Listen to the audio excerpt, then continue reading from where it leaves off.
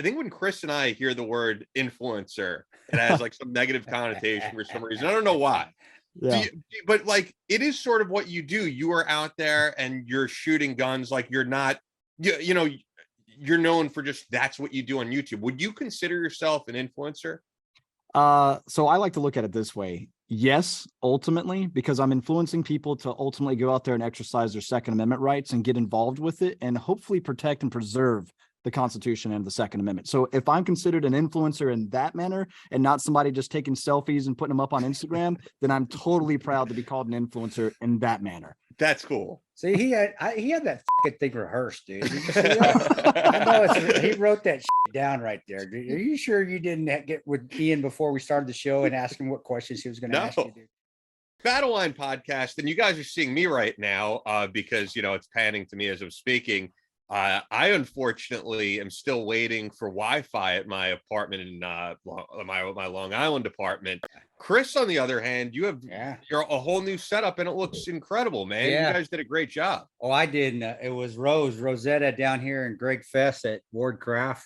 Wardcraft's a big paper company here in Fort Scott, and you know, I know them through Ryan over at Fort Scott Munitions. But yeah, they I walked in here one day and it was like done. I just put a little things here or there, but it's cool. I mean, I put my books up there, but she went in down and got some old constitutional books, Texas Ranger. I mean, stuff to make the feel, the ambiance. So Wyatt Earp, I love Wyatt Earp and Doc Holliday back in the day.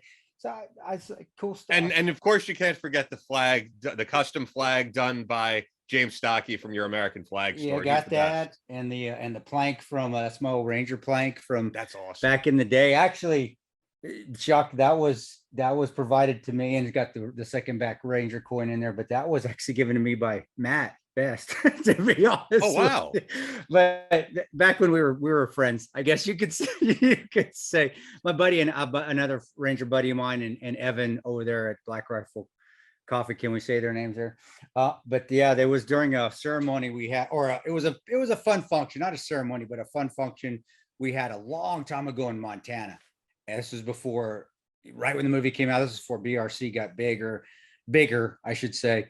But yeah, it was a really cool thing. And I've always had it. And then the swords, I don't know if you can see the swords, but got when I was an officer for graduating pretty high in my classes for going through officer training. So yeah, I've just had all this stuff in boxes, so I was able to finally pull it out. It looks great. And I will say, for, you know, the majority of our audience really listens. Head over to the YouTube if you want to see what we're talking about. If you are on the YouTube, leave a like, subscribe. Before we get to everything, with over 700 5-star customer reviews, Ned's Mellow Magnesium is an instant hit. Nourish your entire body with Ned's proprietary super blend with 3 forms of chelated magnesium, GABA, L-theanine, and over 70 trace minerals. It propels memory, mood, brain function, stress response, nerve and muscle health, and sleep, of course. It's great for sleep. And about 75% of Americans are deficient in it. Magnesium is such a incredible supplement. I can tell you, even just recovery from workouts. And Ned now has several magnesium supplements, so check them out. Mellow Magnesium is now available on Amazon, but you're always going to get the best deal when you go through us as a first-time customer. When you go to helloned.com/battleline or add the code battleline at checkout. That's HELLONED.com/battleline. Thank you, Ned. Once again, HELLONED.com/battleline.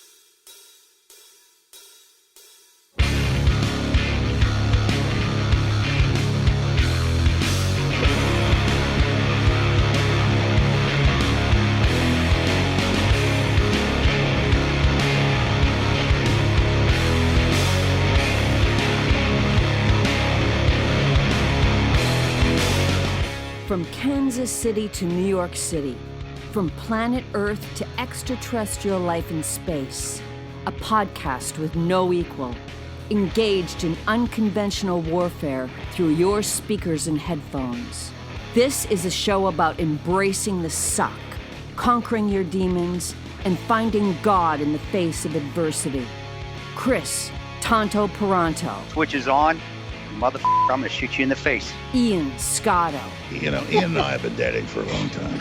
You are now tuned into the Battle Line Podcast.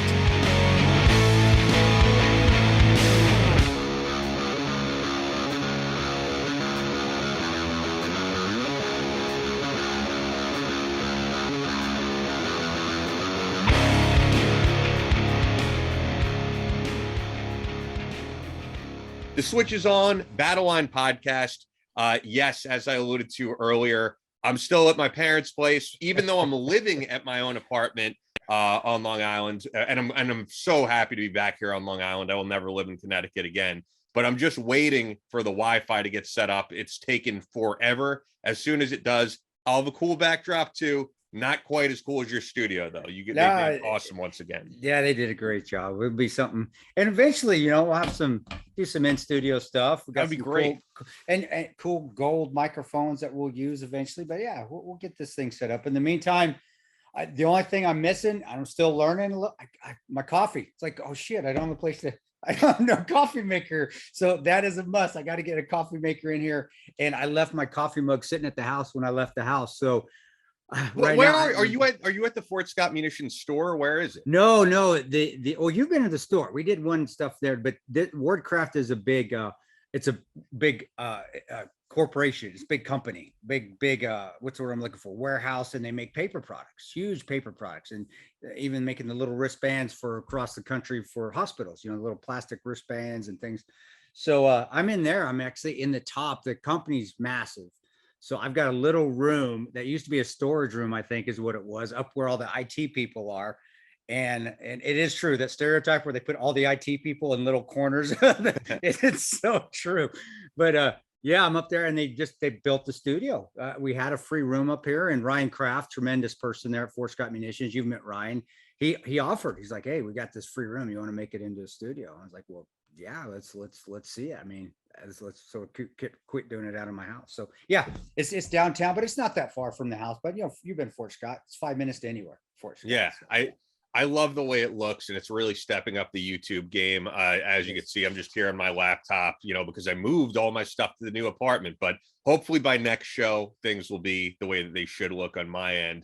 You know what I wanted to mention before you even get into any news or anything?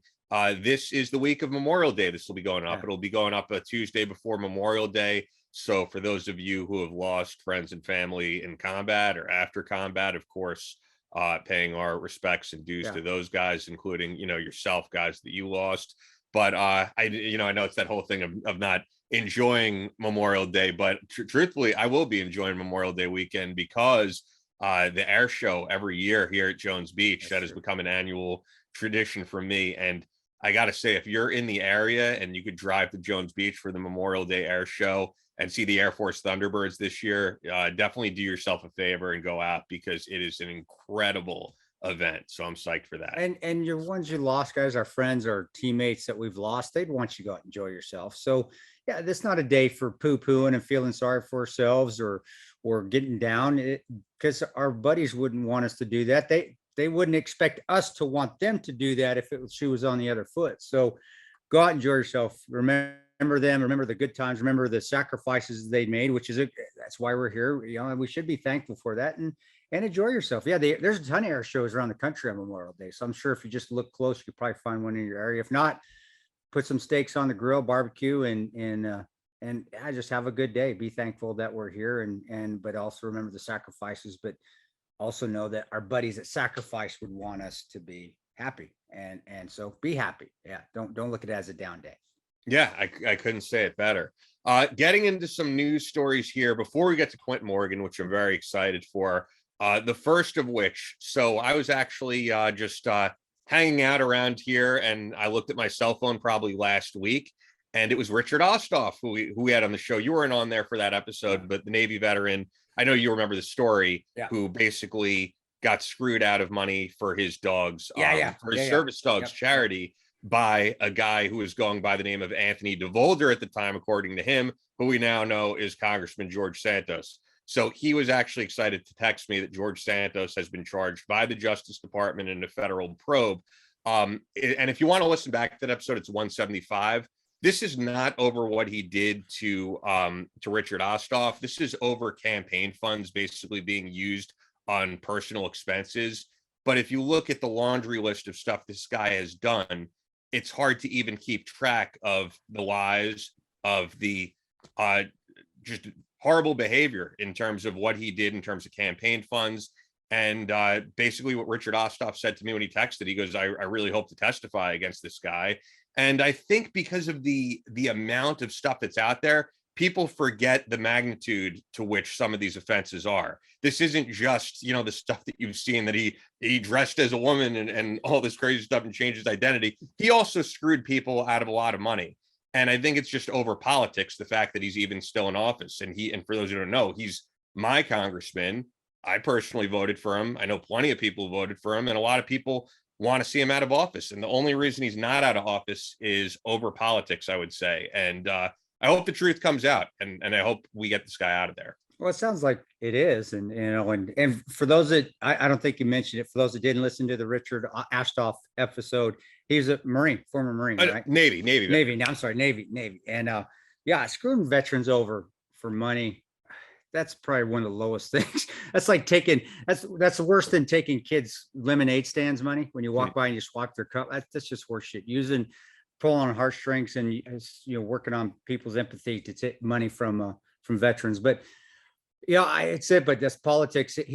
Both sides. It's terrible. It's terrible how it is that if you lie and you connive and you misrepresent, you're going to get elected. And that's both sides. I think George Santos learned from his competitors, because everybody that lies and says horrible things and gives money to foreign entities and embezzles and launders, you could become president of the United States doing that. Look.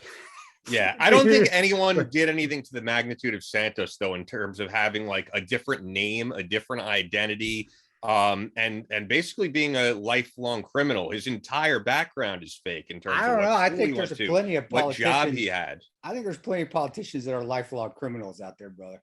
Forgive me, but I try to listen to funny people on both sides of the aisle if I listen to stuff when I'm driving, and I do. I'll listen to. I think Ben Shapiro's hilarious, even though I don't agree with his shit. I think Bill Maher is hilarious, even though I don't agree with his stuff. And I did listen to something where Bill Maher did a monologue about George Santos. I was listening to it on my car. I was driving, and that's where I pulled that from. It was hilarious, and he hit it right on the head. It's like, hey, look how he got elected. Republicans. He did the exact same thing the Democrats have been doing. The Democrats for years. That's how they get elected. And it was essentially, listen to it if you can find it. It was really funny, but he was spot on. He's like, he lied, he connived, he misrepresented, and he got elected. Well, guess who's been doing that for years? And for those who don't know, who doesn't know out there, Bill Maher's pretty left wing. To say that, hey, look at what he's been doing. He just pulled that playbook out from the Democrats. It's spot on. But that's what I'm saying with that, though, is look how far we've come and how much we've fallen, is that we elect people that lie and misrepresent and are thieves and criminals. And that's who is in charge of our country. And that's pretty freaking sad, man. That's how I got out of Bill Maher's talk. And that's one thing with Bill and even Shapiro, at least they're far on both sides, but they will call their own parties out every once in a while. And they do nail it right on the head. And I think he did. And the only reason I'm saying is because we were talking about George Santos the week before, and then it just popped on when I was driving to Houston to do a speaking event.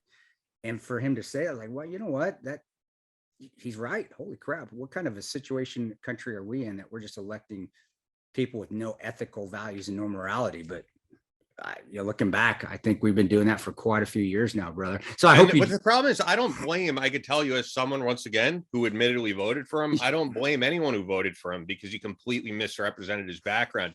At this point, I actually would say blame the Republicans for not getting this guy out of office completely over politics. No. And you guys who listen will notice this. And this, I worked at Newsmax for several days. So, and I've worked in other parts of media. But here's the truth, man. And you guys could look this up and fact check me. I think we're the only right-leaning, I guess you would say, right. We're not politics, whatever. We're not left-leaning. We're the only podcast like ourselves, or even news program or something, that covered the Santos thing. It wasn't covered on Newsmax. It was barely covered on Fox News. Why? Because he was Republican, and because it's like, we need these votes. And I could talk about this now because it's been a long time. Like, while I was looking for other work prior to working for Newsmax, I did apply to work at Project Veritas. I love the work that Project Veritas does in terms of uncovering corruption. I think they do tremendous things. However, they only target one party. I've never seen them go after Democrats. Yeah, go after Republicans. And so I just think it's a shame, man. And I could tell you, Richard Osthoff, great guy. He'd be willing to go on any program. He wants to get the word out there about George Santos. and the only outlets that will book him are left-wing media outlets, Yeah. except for us. Yeah. And the truth is, if there was a Democrat like George Santos doing the same thing, who took thousands of dollars from a veteran, and I can get that veteran in studio, I will absolutely interview them. Heck yeah. Because although I am a Republican, I don't have any loyalty to these parties. I have loyalty to people who fought for the country. And I also want to uncover corruption. And I don't care what side that corruption is on. I'm with and there's you. just very few outlets that have that compass of just, if you do something wrong, we're going to call you out. And dude, you're spot on. And I guess that's what I was trying to get at. You just got it in a more succinct way because you are more succinct than I am. No, but what you said is true. I just, But I hated the fact that we were the only outlet that wasn't Yeah. left wing that had Richard on. And that's horseshit. If somebody's unethical and they're somehow got in office, and kudos to you for admitting that. There are people on both sides of the aisle that would never admit if they made a mistake when they voted, if the person was corrupt. And I said, too bad 99.9% of the people that we have in office are corrupt. So, but kudos for you for saying that admitting it. Second of all, though, I'm with you, man. I completely agree with you. We're becoming a country where it's a side now, and it shouldn't be. It should be the person, not the side that they're on. You know, and if they do something wrong, you fucking call them out on it. I remember going on Sean Hannity's show a long time ago where I was a victim. That I didn't know it. I was booked on there just thinking I was going on a town hall on his show, and it came to be a victim, and I was so pissed off, and I called him out on it, and Fox wasn't happy with me. And because you're not using my story to be victimized to help promote and get somebody elected over somebody else. It pissed me off. And that's again, so I started to see behind the curtain. But with what you're talking about too, is that road that we had on, and you had me on to do that, you're trying to push me to the right side. And it honestly pushed me farther away from them. I saw the unethical behavior they were doing as well. And then with the things with George Santos now, and then things with other politicians out there where they continue to be corruptible and unethical and criminals.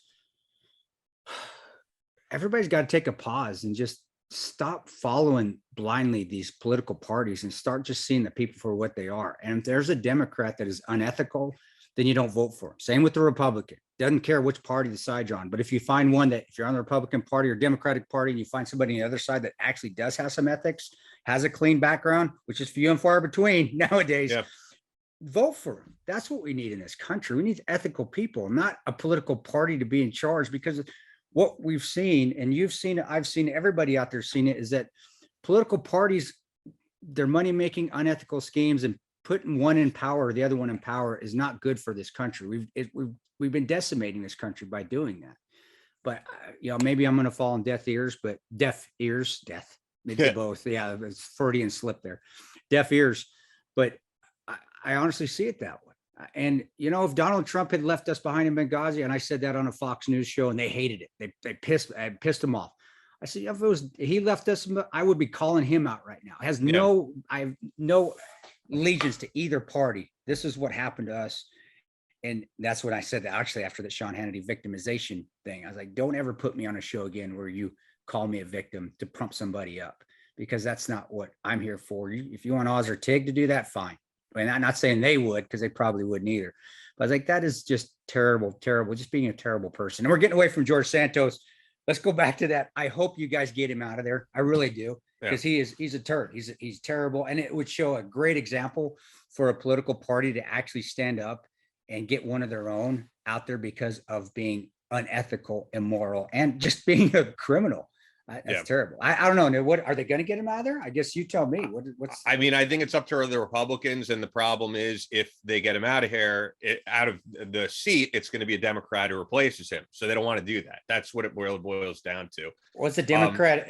Is it an ethical is the Democrat a good person from what you? I have no idea. You know what I mean? Like, I feel like when we see these people running for Congress, you have to be kind of crazy to run for Congress at this point in time. Who wants to run for Congress? Like, truthfully, I think I would be a good congressman. Would I ever want to put myself through all the crap you have to go through? Absolutely not. I would rather not be involved. You would. You'd be fair. I would try to, but I would never do it. I would never do it because look at all the stuff you have to go through every day. I mean, your whole life is on display. I have no interest. But that's a good lead into the AOC wanting this Marine to wanting the Marine to go to prison for Yeah, manslaughter. no, that's true. Yeah, that's a good. And that's there's a lot lead-in. of people who do. So yeah, Marine veteran Daniel Penny being charged for manslaughter over the New York City subway chokehold of Jordan Neely. I mean, this has been the biggest national news story. It's not just a local New York City story at this point. Everybody knows what went down. And just from what I saw, giving a fair perspective here, not giving any preferential treatment because Daniel Penny happens to be a Marine Corps veteran. I think he did what you're supposed to do in that situation. If you're someone who has learned martial arts, I mean, I think and I don't have a background in martial arts, but I know that the number one thing is like, you don't go looking for a fight. No, This is what you use in defense. And we know that this guy, Jordan Neely, had a history of being violent. From what we know, he was getting violent on that train. There was no police officer to restrain him. So Daniel Penny was the only guy, I believe, with a martial arts background, took this guy down, put him in a chokehold. And I should point out there, because this is important, he didn't die there on the spot from the chokehold, even though he was there for, I think, 15 minutes or something. He did die in the hospital. And I think people say, why did he have to restrain him for that long and make all these questions in hindsight? But I think you had to keep this guy restrained. And if you let him loose, who knows what drugs he's on, who knows what he's going to do.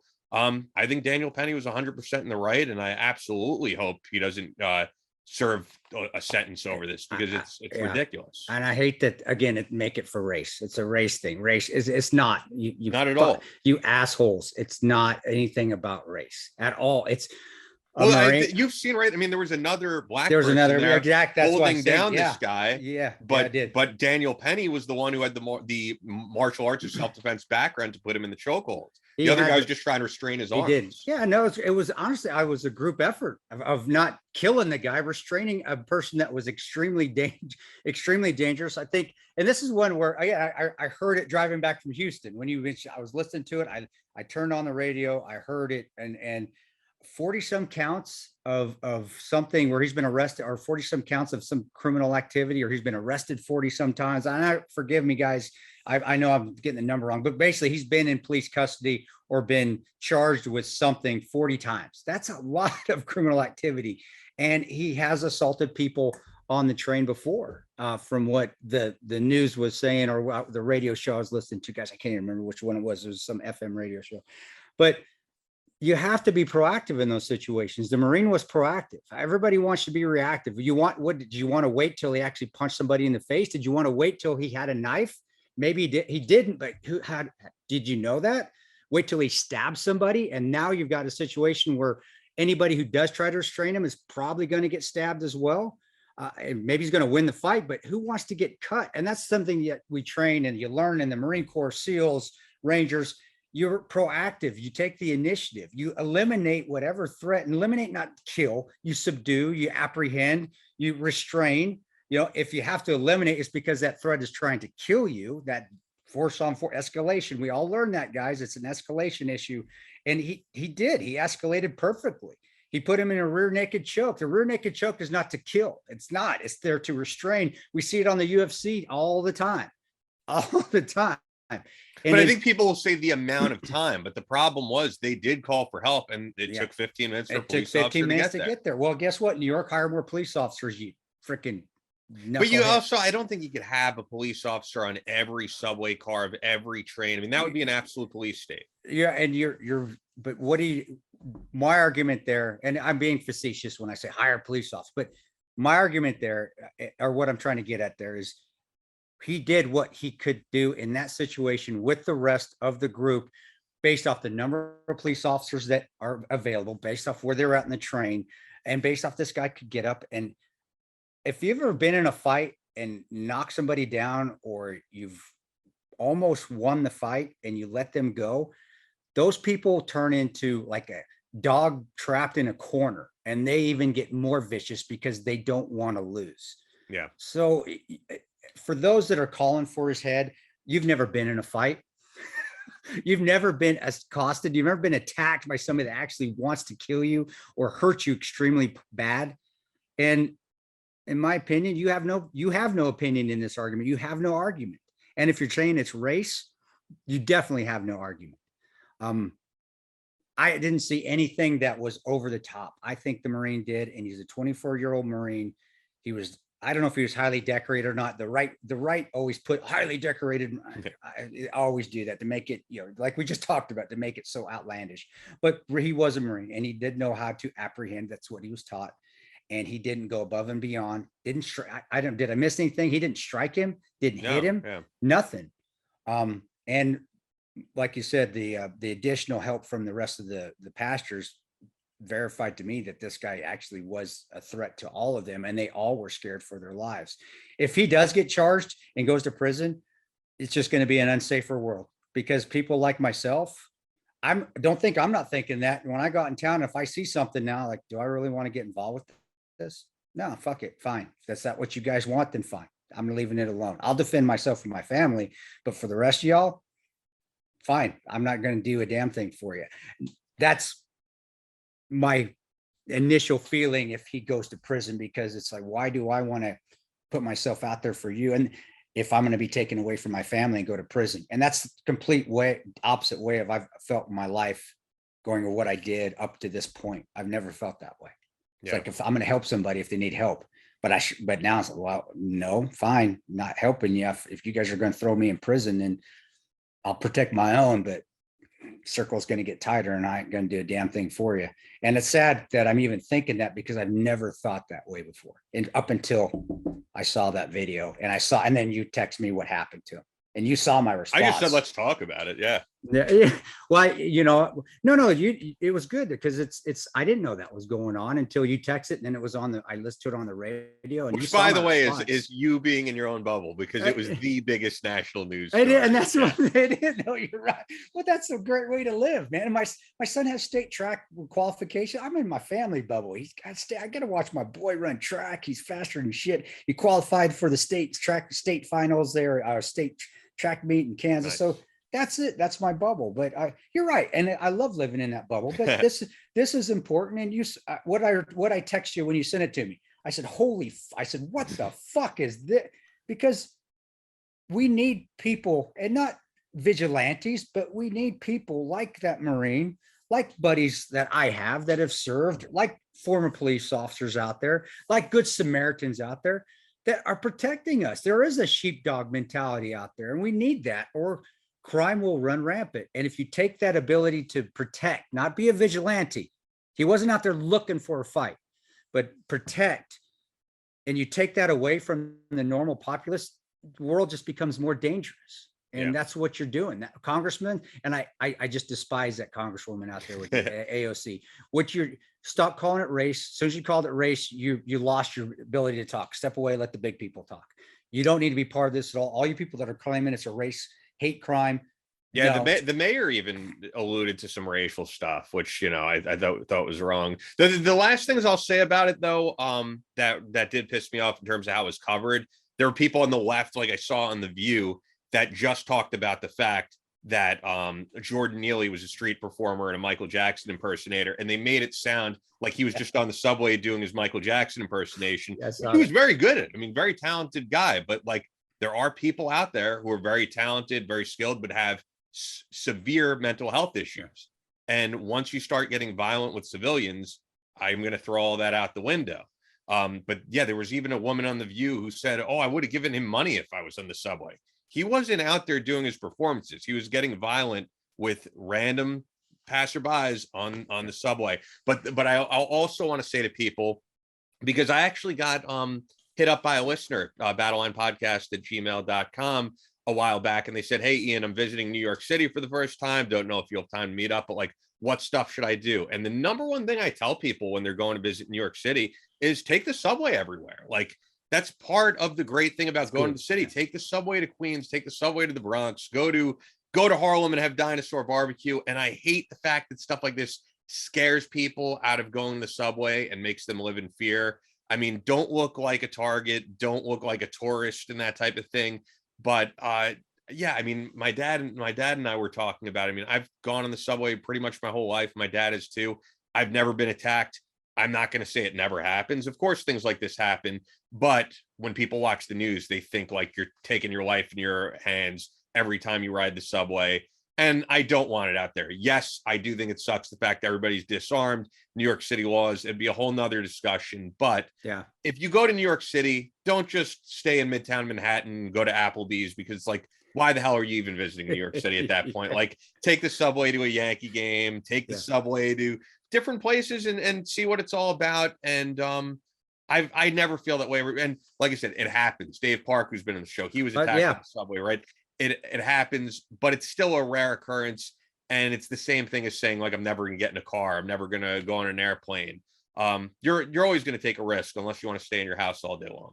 Yeah, I agree. New York, I spent a lot of time in New York back in the past, and I did love getting out. Man, running the pier, that was awesome. I loved going to the Chelsea Pier. Chelsea Pier and running. Oh man, that was beautiful. You see a whole nother side of the city. Or getting out to the Brooklyn Bridge. There was a pizza joint that was near there that I found once. It was awesome. You had to wait in line, and the owner was so mean. It was the best pizza in the world. He just sit the fuck down here. But it was, he was playing the New York stereotype.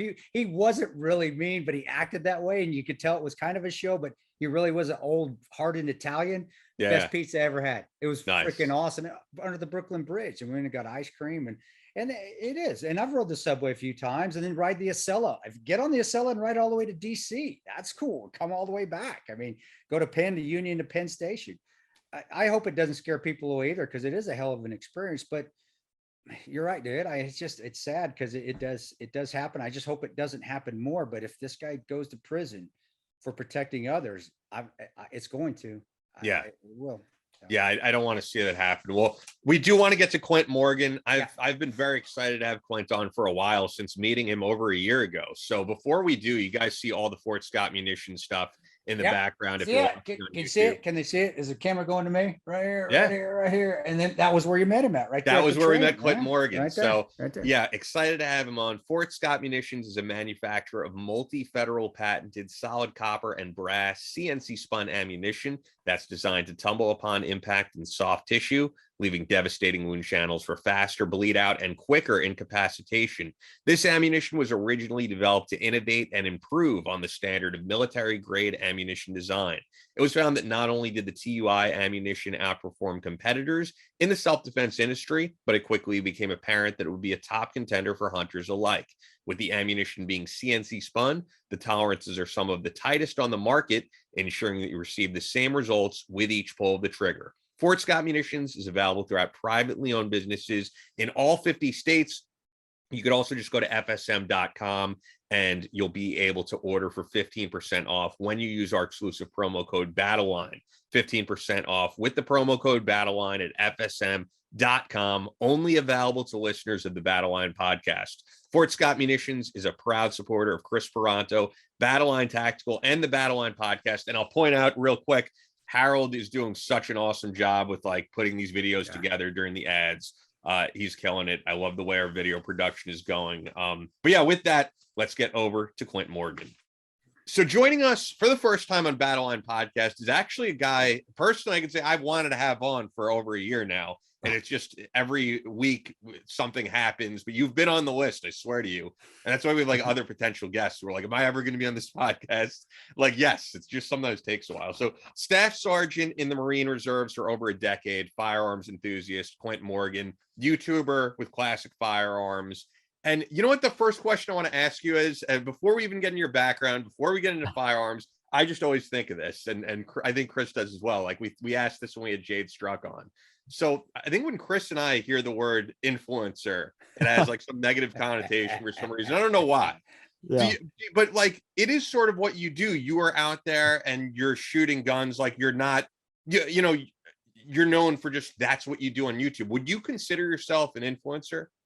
So I like to look at it this way. Yes, ultimately, because I'm influencing people to ultimately go out there and exercise their Second Amendment rights and get involved with it and hopefully protect and preserve the Constitution and the Second Amendment. So if I'm considered an influencer in that manner and not somebody just taking selfies and putting them up on Instagram, then I'm totally proud to be called an influencer in that manner. That's cool. See, he had that fucking thing rehearsed, dude. Did you see that? I know he wrote that shit down right there. Dude. Are you sure you didn't get with Ian before we started the show and ask him what questions he was going to ask you, dude? No, I promise you I didn't. No, I because I've been asked that a lot, a little bit. I was at actually a GOA influencer convention thing late last year. And that was something that, everybody there like, oh, that word influencer, myself included. And then they started calling us, okay, well, you know what?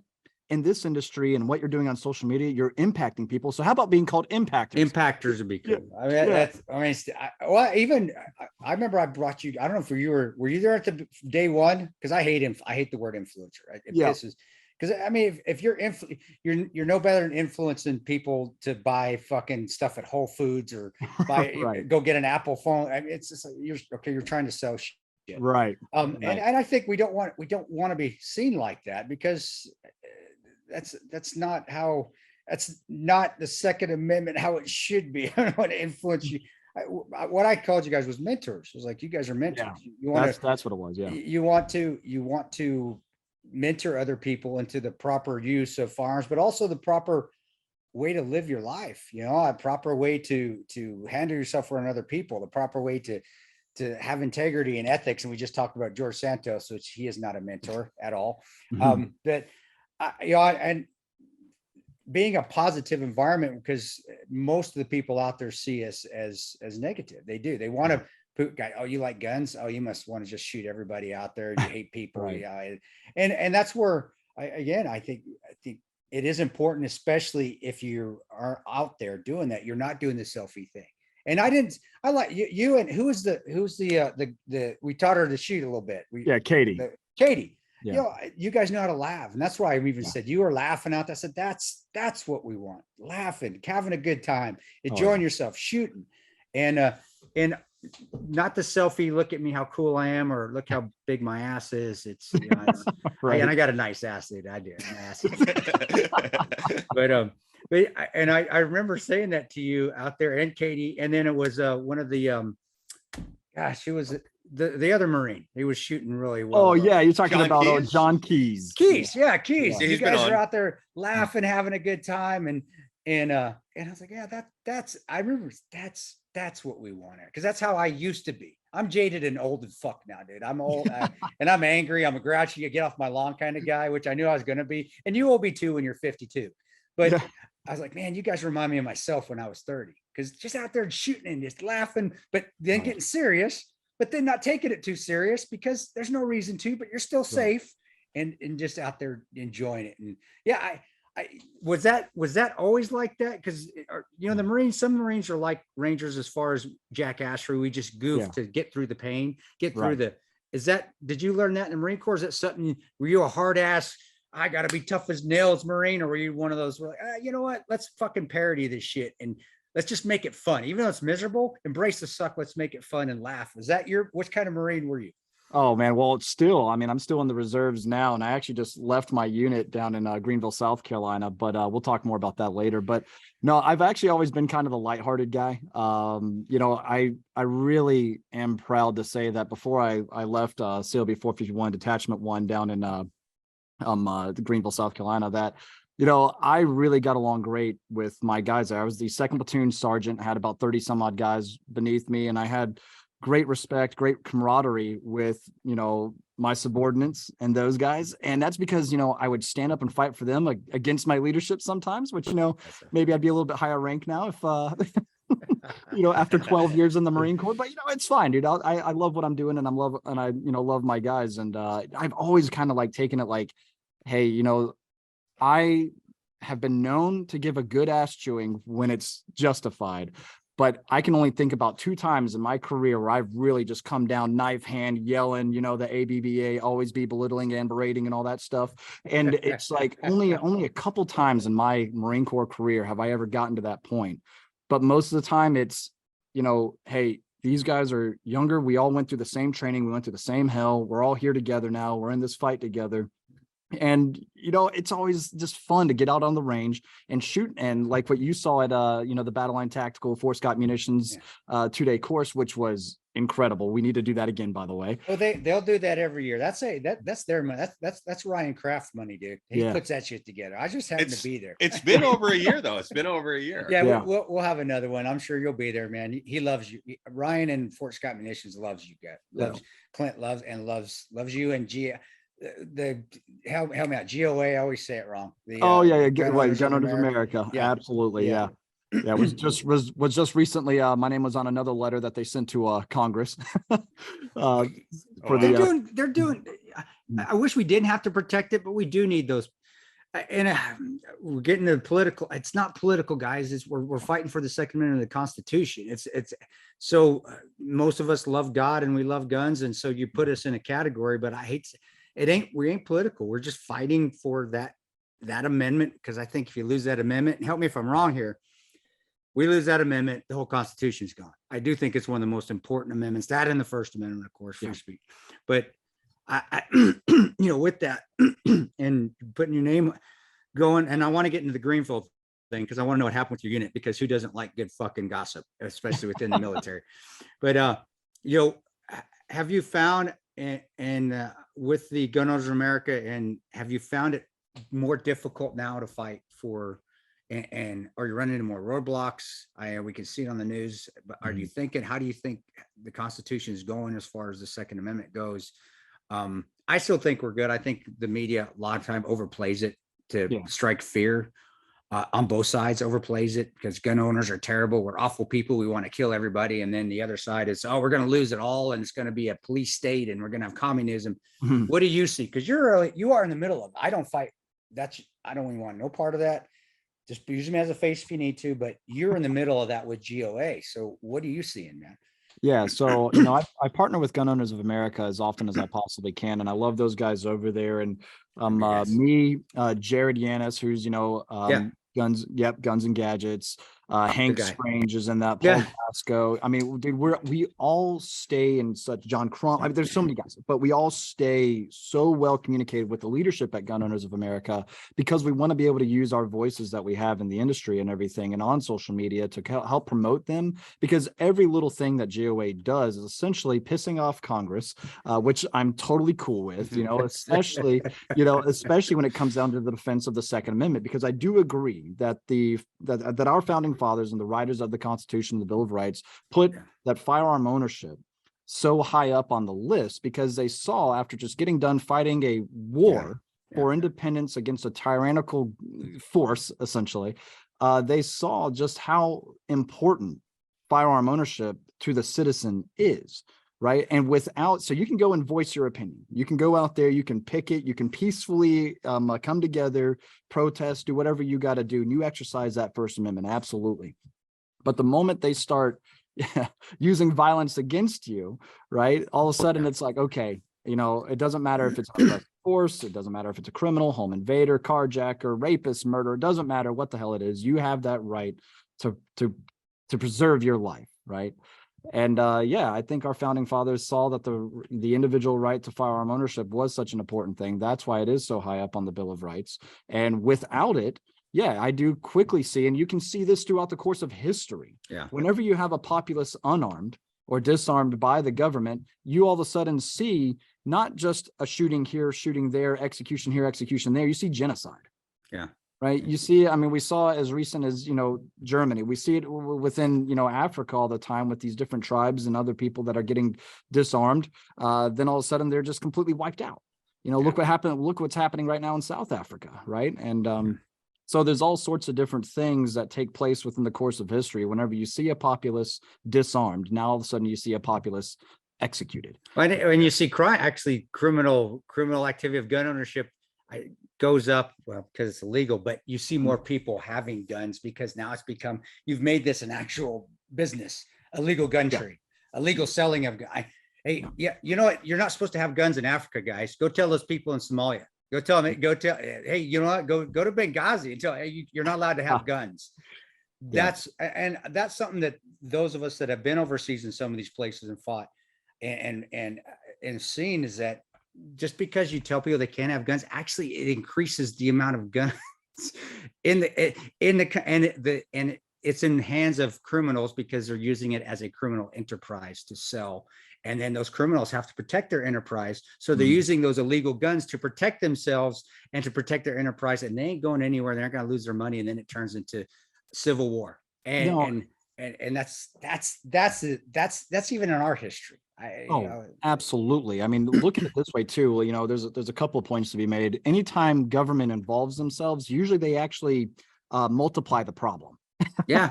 I mean, so let's take a look at the war on drugs. We've got more drugs in this country than ever before. Look at the war on terrorism. Because of the war on terrorism, we naturally created more terrorists. You know, you look at, you take a look at the ATF and what they've done. They want to, they're more likely to actually create more criminals out of law-abiding citizens than they are to actually arrest the criminals that are breaking the laws already in place. You know, like, so prohibition was a great example of that. And absolutely. That if you want to see what happens when you make something illegal that was first legal, look at prohibition. And I think it was Ian, help me if I'm wrong here, and Craig, you too. That was the only Clint. You called him Craig. Oh, did I said Ian? No, you said Craig. Oh, did I say? I'm sorry. Man.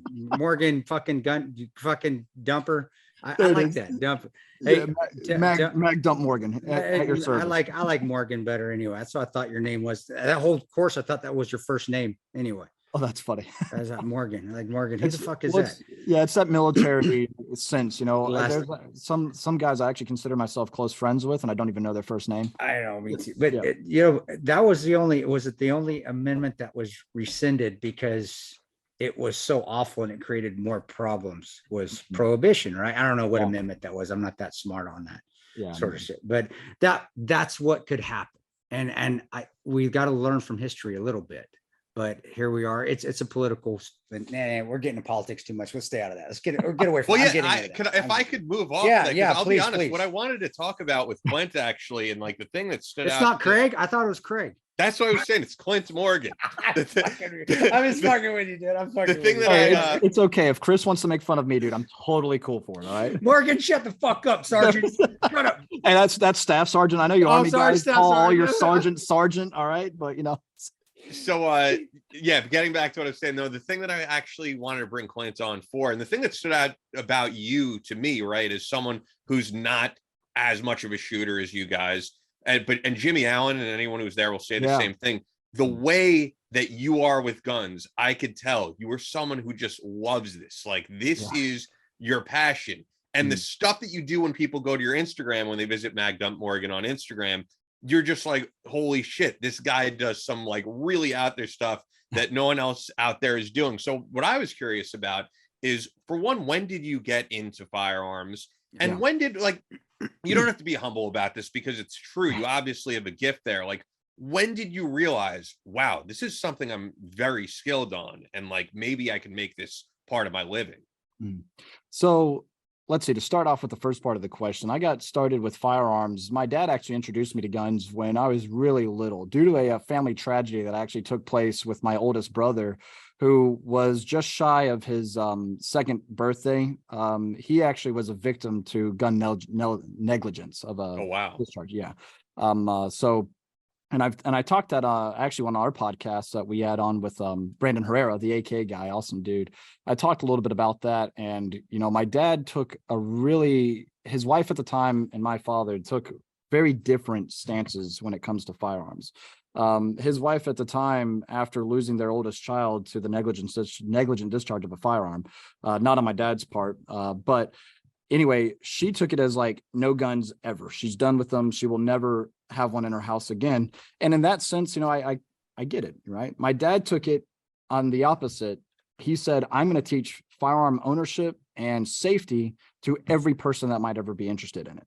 And so later in life, my dad has me I grew up naturally interested in weapons and firearms and military history, things like that. You know, both of his brothers, my two uncles, were in the Marines.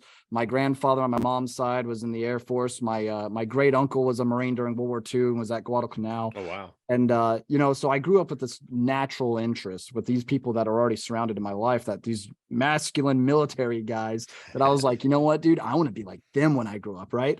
And, you know, I was about 7 years old when my dad had pretty much said, hey, I know you like firearms. You've already shown interest. And he said, when you can field strip and reassemble a firearm, I'll take you in the backyard and let you shoot it.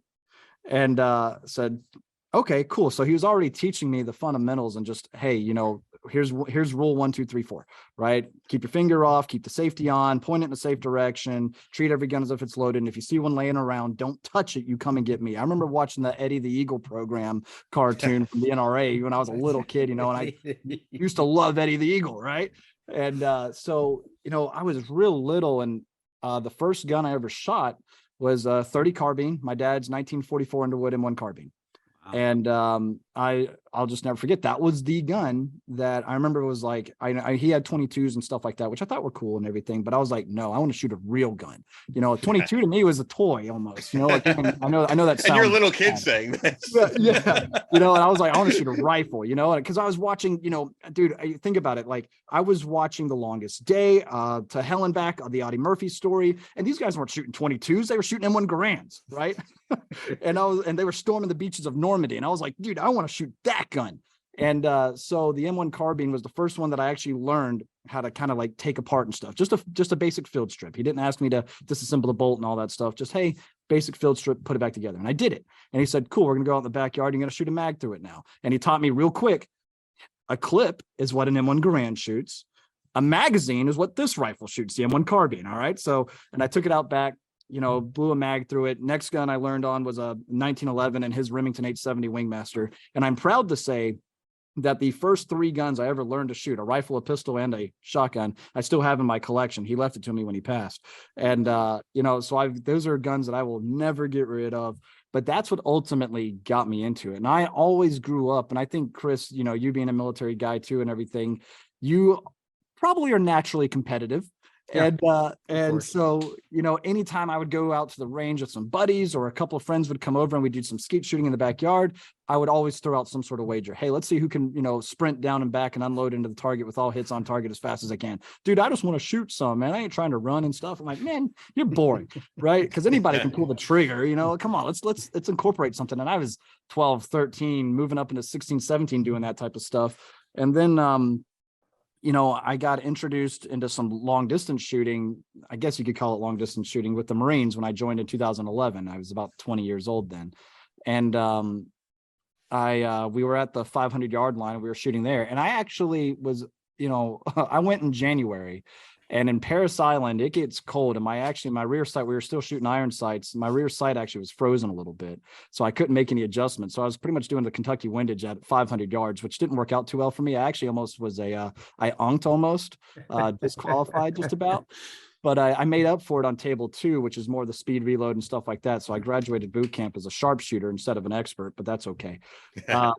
But that's when really that competitive nature came out. And so to answer the second part of your question about, you know, when did it start to kind of hit that I'm not too bad at this? It was about that time. And then I wanted to start running some competitions. And so I would do some like the IDPA stuff or whatever. And I did okay with that, but I never had like any formal training outside of the Marine Corps, which if you're just a basically trained rifleman, right? I'm not even infantry or whatever, but they that one slogan, every Marine a rifleman. Yeah. That's not necessarily true. All right. Let me just say, you know, that's not the most accurate statement. And I'm not saying a word. You keep going, dude. I'm letting that because I agree. I'm with you. I agree. Yeah. I meant a lot of I sat behind a desk. I don't know what is that? What's the Joker MOS Full Metal Jacket? 0300. Fucking you're you're Yeah, not so shooting he was a reporter, whatever the hell that MOS was. I don't know, but there's, of course, the admin, which everybody makes fun of admin, but at the same time we go to them anytime we have pay issues or health insurance Yeah. issues. So we really appreciate admin, but we just don't say it. You know what I mean? Yeah. Everybody makes fun of supply, but me, technically I'm a supply guy because I provide ammunition as a 2311 ammunition technician. But of course our saying is, well, bullets don't fly without supply, and grunts love that shit. But anyway, so all of that to say, I started with Classic Firearms in 2018 or so, and then I took the job as kind of like the face of the company and doing all the YouTube videos and stuff like that in about 2019.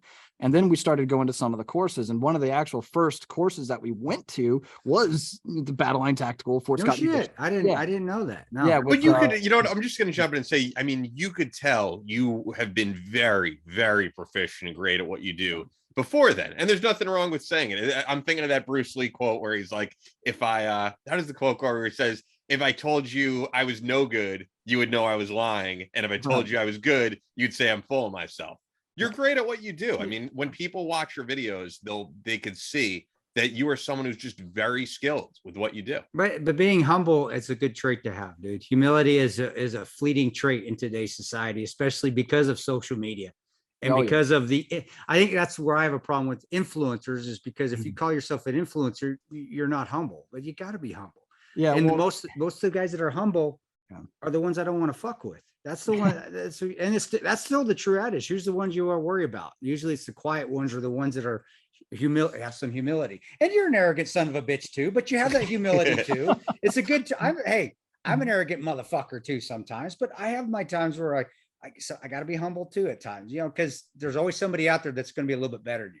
There's always a bigger fish, but I will say this though, my arrogance comes out when John Keys is around and he wants to challenge a little bit. I'm like, all right, John, Mr. Keys, let's flex a little bit. So he and I give each other shit. And can I just say there's a big difference there, because when he was on the podcast, he's a guy who got into firearms way later in life. Yeah. You're a guy who was doing it as a little kid. Yeah, dude. And I got to tell you, man, I freaking love him, and he and I still talk shit, dude. But at the end of the day, dude, we hug and we call each other, and we're bros, right? And but no, and that sense of humility that you're talking about, I'll be honest with you guys. I mean, I was listening to some of your other podcasts. You've had like the lead singer of Saliva on. How freaking cool is that? You got Jack Carr. You talked about Jade too, and I was just thinking when I got into this world of people that I've been following and watching for a long time, and now all of a sudden, they're texting me on a regular basis. I'm like, how the hell did I get here? How did I wind up where Chris, Tonto, Peranto, and Ian here are asking me to come on? Oh, come on. Hey, dude, I still think your name's Craig Morgan. I heard you sing country music. You know what? Man. That's fair. Right. It could be a worse person to call Craig Morgan. Hey, Craig Morgan, because he's, we need to get Craig Morgan on the show.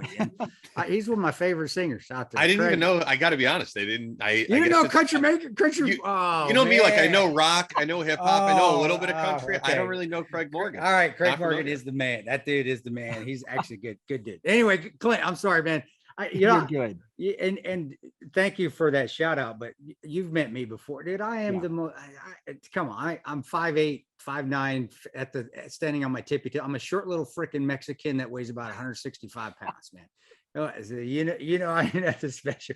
But my question is, when you went in the Marines, we're going back a little bit. What, didn't go in for? Is there a reason were you not picked? Because was your dad or your family? If you're learning guns, I'm assuming they probably were in combat arms of some, whether it was infantry or artillery or was there a reason that you didn't go that route? Because it sounds like that was what you were being prepped to go into. Was Well, 1100. What is it? 0100? I don't know. Yeah, the 0311s. Yeah. 0311. But yeah, guys. Or was that what was beyond your control and God just had a different plan for you, man? No, I always knew I wanted to join, the Marines. The Marines were always at the top of my list. I got scouted by the Army actually at a recruiter was there. He wanted me to go warrant officer and become like a helicopter pilot. That's cool. And I was like, dude, I'm nowhere near smart enough to do that. All right. I hate math. I love to fly. Don't get me wrong. I actually looked at getting my private pilot's license, but I ran out of money.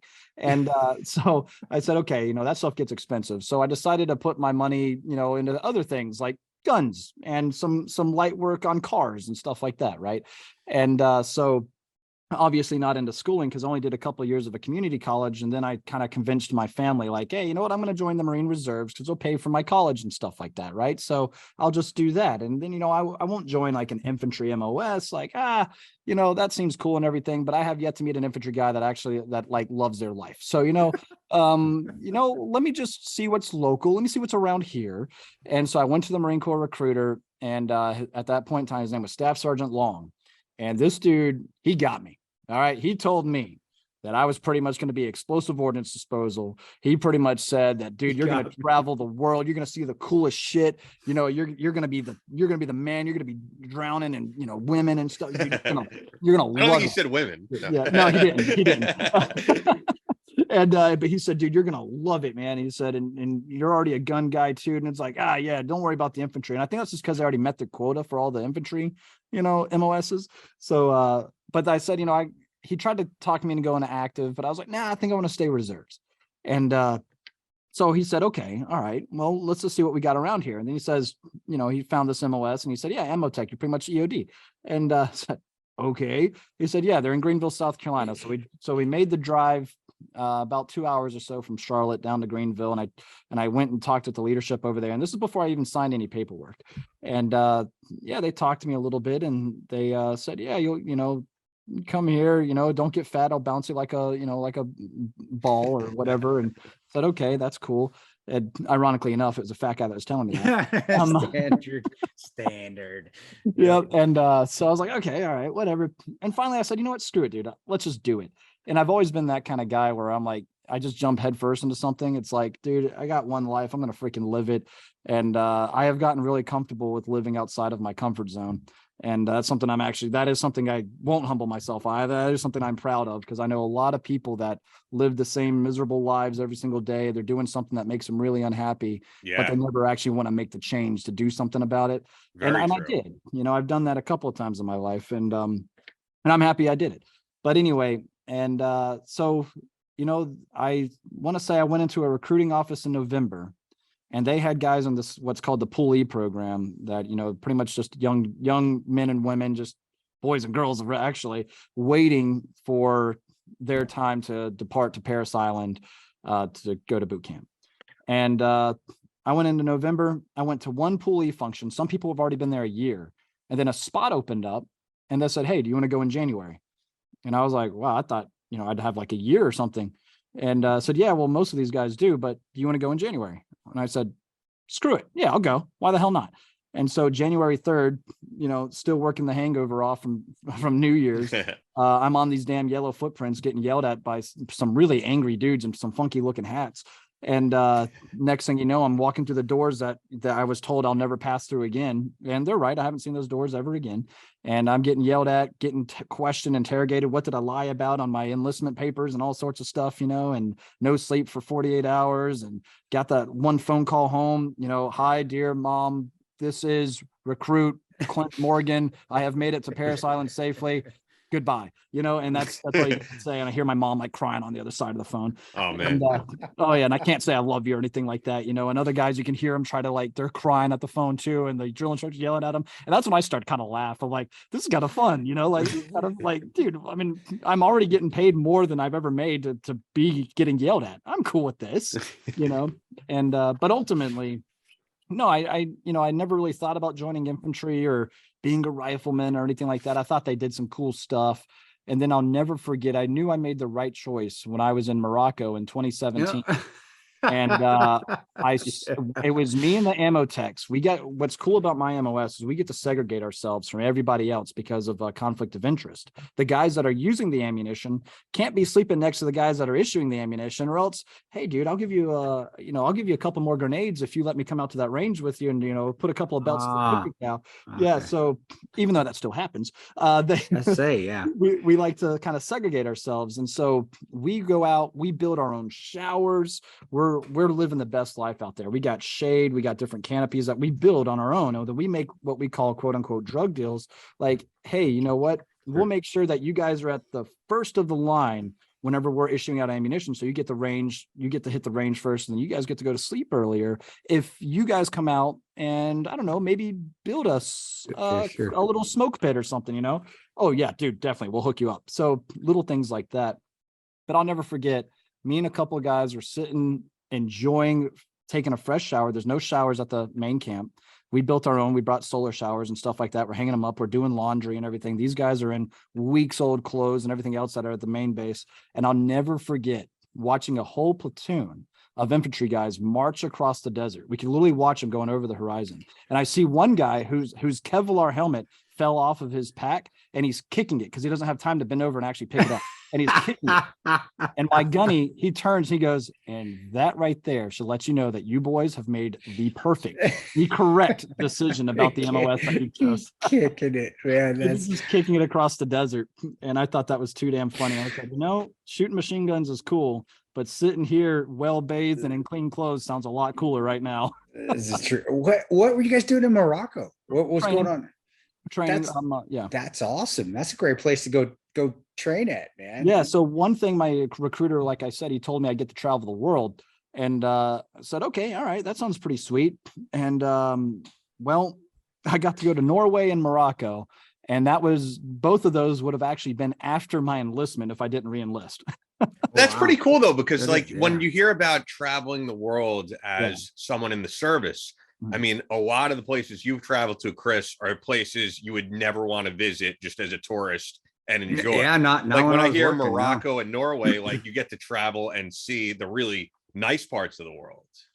Yeah, so Morocco, I don't know if I'd actually like really care about going back to Morocco, but there we did actually get to have a couple of nights of liberty in Agadir, which was pretty cool. But Norway was beautiful. We again, as a reservist, we show up 1 weekend a month. We do our thing, and that's really kind of vague, honestly, because sometimes it could be, we're showing up, during the week. Also, we've got different trainings we're doing, things like that. But ultimately, rule of thumb is 1 week in a month, and then a couple of weeks out of the summer, we go to 29 Palms in California. I've been to, Kentucky for training, Michigan for training, things like that. And it's ultimately just making sure we're up to date and making sure that we know how to do our job. If push comes to shove, we've got to deploy or something like that. In the initial invasion of Iraq, it was actually a bunch of reservists that went and set up the field ammunition supply point out there. And so it's typically the reservists on my MOS go and set up the ammunition supply points, and then the active duty guys come in and kind of maintain and take over running the day-to-day operations, or I should say the battle-to-battle operations. But typically the reservists are the ones kind of going in, for my MOS, kind of going in and setting things up and getting things ready to party, if you know what I mean. Now, I did you have to go in any of the times during the global war on terror? Was your reserve unit called up at all to do any of that, or was that? I actually missed that by about a year. So when did you, again, you probably said it. I missed it when you said your name was Craig. I were going to keep hitting that. But what year did you join again? I'm sorry, Clint, I'm sorry, buddy. I know you probably said it and I should remember it. And it's no, dude, you're good. I actually, I don't even remember if I said it, but it was January of 2011. Oh, so okay. Yeah. So you did, and you guys are, but you're still kind of on a bubble every once in a while, right? I mean, with all the shit going on right now, as much as the Democrats like to say there's not anything going on right now, there's still just as much shit going on in the world right now than there was back in the global war on terror, whether it's Syria, northern Iraq, Turkey on the border there, Ukraine, of course. But are you guys on a bubble right now to possibly go anywhere if necessary? Yeah, there's always something. And with my unit, we're a detachment. We were a company at one point, but we're a detachment of a battalion at this point. And it's mostly onesies and twosies. Like, hey, they might have a spot open here. We need an ammo tech to fill this role for this deployment happening for however months or how many, for a year or something like that over there. So us deploying as, a battalion or as a detachment would have to be a major. It would have to be like literally an act of war, like Congress has declared war. Now all of a sudden we're gearing up and we're probably going to go somewhere. But with these conflicts that we've pretty much been having, where something here, something there, something here, something there, like, I mean, I honestly don't know, when was the last time that Congress declared war? I'm actually not too sure. I'm not too Yeah, sure either. because I when don't you want think to about say the it, yeah. Iraq War, it wasn't Yeah. even Congress didn't even declare it, and that's why people like Ron Paul were like very against it and saying this isn't a legitimate war. The president doesn't have the authority to just do this, but we did. We don't completely follow the Constitution anymore. That's just the way it is. You know what? You know what I wanted to ask you about though. We were talking about the whole influencer culture and what Yeah. you do on Instagram and what you're known for. Do you worry about all of this going away because of how strict the social media sites are with anything related to firearms? Because I can tell you with this podcast, the only time I experience issues and posts getting taken down Yeah. are honestly our stuff with Fort Scott Munitions. And if you do any giveaway, right, even if it's a giveaway for ammo, which is legal in every state, That's they'll right. take it down. You're selling guns illegally. Yeah. It's so, do you work? Because the thing is, I know there's always going to be these sites like Truth Social and Rumble, Right. but they don't have the massive audience that Instagram and YouTube does. And I just think if like unilaterally all these sites decide to say no more firearms, Yeah. what you do goes away. And that sucks. It really does. And I personally worry about it because like with our podcast, we get to talk about other things than firearms. And if we Yeah. have to no longer talk about it, the podcast will still survive. But what you do is 100% firearms all the time. It is. So, is it something that I worry about? Yeah. For a second there, we did think that all this was actually going to go away. YouTube made their assault on gun tubers earlier this year. And Yeah. actually, thanks to our friend Mike, Mr. Guns and Gear, and a couple of other recognizable names in the industry, one of which wants to kind of stay unnamed, and also they got involved with Congress and pretty much said, hey, what are we going to do here? And Mr. Guns and Gear's guy is Mike. He's actually, we will, credit him with ultimately saving our channel, so much so that we actually now have a rep in YouTube and are actually getting monetized, That's great. which is great. So do I worry about it? Yeah, I do. But at the same time, it's also kind of learning how to play the game just right. So Instagram is really picky. And if you start posting the word giveaway, if you start saying anything like that, all of a sudden there's algorithms out there and there's a lot of software and smart technology that's going to pick up on this. And so we actually learned that. And I'm not, afraid to say this, or I'm not giving away any secrets here or anything, kind of, I guess. But at the same time, there's ways to get around that. Because on YouTube, if we want to be monetized, we can't mention that we're also a business, right? I can't say, hey, go to classicfirearms.com to purchase this product. Now, all of a sudden, I'm actually telling people to leave YouTube's site and go somewhere else. But I can say too, and I also can't promote giveaways because now all of a sudden we're giving away a regulated item, even though it's completely legal, or else we wouldn't be able to do this. We'd all be in handcuffs if that were the case. What ultimately I say is we created what's called a landing page for social media. It shows no guns, the robots that they have monitoring the sites and things like that. If they were to travel to cfcontest.com, all they see are social media methods or methods of gaining points by clicking on these different links. So, hey, visit our Facebook page, like and share our latest YouTube video. It's all social media, but that also gains them entries into our giveaway. But it doesn't expressly say that at cfcontest.com. I just tell our audience to go there. Sure. So instead of saying, hey, like we used to, go to our website, classicfirearms.com, to enter our current giveaway, that would make that video pretty much that would probably be a strike now, right? By the way, this is great information to know. Yeah. I can tell you, like Chris's guy, Jeremy Mitchell, like listen to this. This is good. I didn't know all this. Yeah. Wait, and he's right. You have to find the algorithms, and they actually, him and my wife on Facebook have got it down pretty good. But for me, I don't push, even on my Instagram page, I don't push a lot of firearms sale. People know, they'll go to my website. It's on the website. And that's the blessing of being around for a little bit now, is that I don't have to post the firearms. I don't have to post, hey, it's just, let's go to Tano's website. And Instagram, I'm going to get shadow banned regardless. I post absolutely no guns. My posts, if you see my main account, well, you post yourself with guns every once in a while. I'll do that. It's mostly throwback or trying to do inspirational stuff for God stuff. And really, it's just how Tano gets shadow banned. Every once in a while, I'll come off. Like last week, I came off and I got 2,000 followers in a week, and now I'll be banned for, even though I hadn't got any. I see the same thing with our stuff for 6 months, but I think there is something though, even though they're really extremely right wing with the Truth Social on the Rumble, posting stuff over there and moving, not getting rid of the Instagram or the YouTube or Facebook, but doing stuff over there, because even if they only have a quarter of the followers of Instagram, I'm going to say it's way less than a quarter. well, even personally. even let's say 10%, how many sales do you need? You get 10,000 followers over there. They're all into you. They all, and those sites, yeah, they do like guns. Yeah, I would say on Rumble and Truth Social, Yeah.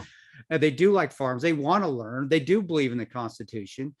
Even if you got a tenth of the business from what you get on Instagram, that's still a lot of freaking business. Even if you just got 10,000 people looking, it's hard to get 10,000 people to look at off Instagram or Facebook because of our shadow bans. And that's how I see it. It's like, well, I'm not going to get rid of those because I do like Instagram.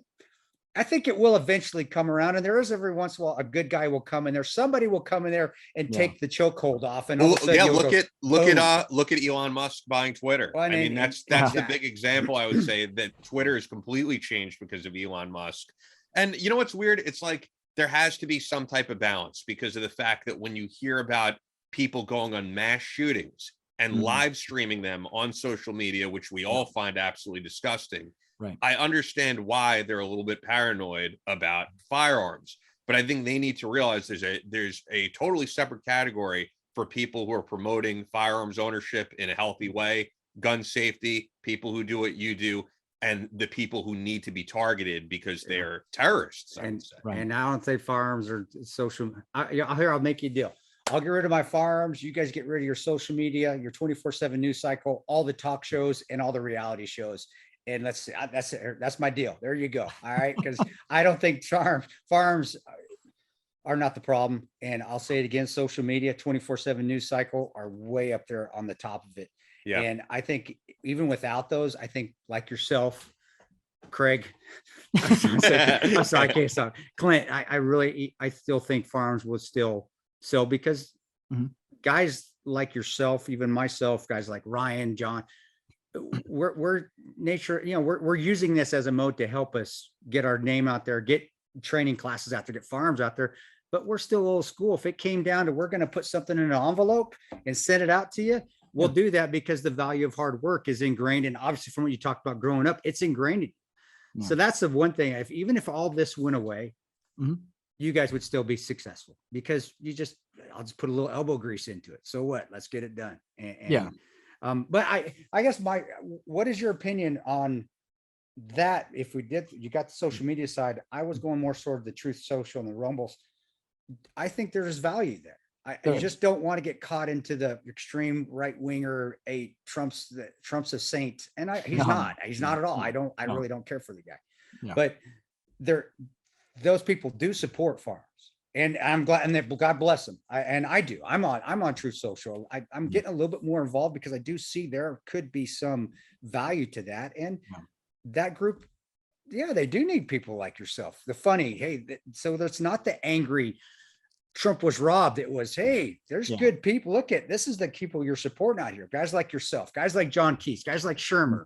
Guys like, like myself, I think I'm a good guy most of the time. My wife says I'm not at times, but I think I'm pretty decent. Do you think there is a value going there? And are you on there? I don't know if you are or not. I really haven't got on it too much. And if you're not, why? Why wouldn't you be over there? We are on Rumble and we have the Truth Social handle. And with how we look at it is we have to kind of see the value, I guess you could say, because at the end of the day, we are a business, and so we look at it like, okay, if we were to dedicate even more man hours into, let's say, posting to Truth Social, because we already do it to Rumble, we see the payback there, and we also see the outreach that we're getting because we're not able. So for our giveaway videos, because the giveaways are what really put classic firearms on the map. They're just real good. Dude, I mean, and it works. A lot of people ask like, well, how can this company afford to do that? And it's called marketing, ladies and gentlemen. And and it works very, very well. And here's how we look at it, right? So I'm going to break it down for you guys, pretty much down to the nitty gritty. And it doesn't work for everybody. This isn't going to work for a local gun shop who doesn't, quite frankly, have the type of outreach that we do, because as they sell to a local community, which I think is still absolutely necessary, and God bless them. I'm friends with plenty of local gun shops that I love. I'll go in there and I'll see something that I oh shit, you know what? We might sell this on the website, but I don't know. But I see it right here in front of me now. I'm going to buy it. Right. And so that's great. But this might not, the strategy I'm about to tell you guys probably won't work for a lot of local gun shops because they're only getting the outreach to their community. Okay. And we do get to sell to the nation, right? And so what we like to do is ultimately we offer these giveaways, and they started off real basic, real simple many years ago when Ben, who started the company, was doing all the videos and stuff. A 22 revolver, right? That got people saying, "Oh, I'll sign up. I'll give you my email for a 22 revolver." Okay, cool. We get a couple of emails. Now all of a sudden, hey, you know what? This email that I got in my inbox now from that company I signed up for a free gun. Well, I didn't win the gun, but they got some pretty cool stuff on their website. You know, I will go buy that box of ammo. Actually, you know what? That gun was pretty cool. I'm going to go buy that gun, even though I didn't win it. Now, all of a sudden, that email is turning into sales, and that gun has already pretty much paid for itself in that giveaway. Now, all of a sudden, we give away something bigger, something badder, something more expensive. People are more willing to sign up for that. Like, holy shit, do I have the opportunity to win a 50 cal? Absolutely, I'm going to sign up for that. So now all of a sudden, let's say we get, I don't know, 4,000 new emails for a 50 cal giveaway that cost, let's just say $10,000, right? With the optic and everything else we've included, maybe we included ammo and everything else like that. Let's say this whole giveaway has cost the company $10,000. Great. Now all of a sudden we got 4,000 new people signing up. And let's say we average the cost out of, or I should say they average the price that people are willing to pay when they come to our website. It could be anywhere between $5 for a pack of stickers, or it could be, it could be a $5,000 gun, could be that $10,000 gun we just gave away, but somebody says, I know I'm not going to win it, I want to buy it. So they get it, right? You average that out, and let's just say that's $5 per email. Well, now all of a sudden that gun that was $10,000, 5 times 4,000, what is that, 20,000, something like that. So now all of a sudden that gun's paid for itself times 2, right? And so it's like, that's how we've really kind of figured out the entire marketing behind these giveaways and things like that. And then all of a sudden we start partnering with other influencers or manufacturers or whoever else. And now that number grows even more and more and more. And that's bringing even more people to our website, even more people to our social media, and more people that are ultimately getting involved. Because if you actually listen to some of the content that we put out there, I throw out some I want to be entertaining, I want to be informative, but at the same time, what I really want to do is promote people to ultimately exercise their Second Amendment rights safely and responsibly. And now all of a sudden, those same people that ultimately clicked on our website to sign up for a free gun are now watching our videos, and I'm running into them at the NRA annual meet, or I'm running into them at some other show, and they're shaking my hand because they're saying, hey, you inspired me to build my first AR. Dude, that's the most humbling thing I've ever seen, because that's the part. I was dropping off a U-Haul recently, and the guy checking me in was like, holy shit, you're Clint from Classic Firearms. And I said, yeah, that's me. And he goes, dude, I built 2 rifles because of you. I built a Mark 18 clone, and I built a AR-10 because that's exactly what you did. And I'm like, dude, no freaking way. So now not only have I inspired this guy to not only own firearms, but get so involved where he's actually learning and building them, which I think is great, and that's the part that really just like makes me want to cry, because I'm like, dude, I can't believe I've ever gotten into this position where I've inspired somebody to go out and build something that I'm passionate about. Right. Yeah. So that's the cool shit, if you ask me. And that goes back to what you said earlier. This might be the last comment I have to make about everything, but I was just going to say, when you were talking about people doing things with their life they don't want to be doing, working jobs that they don't want to do, you're saying how people don't take risks and that you're not that guy.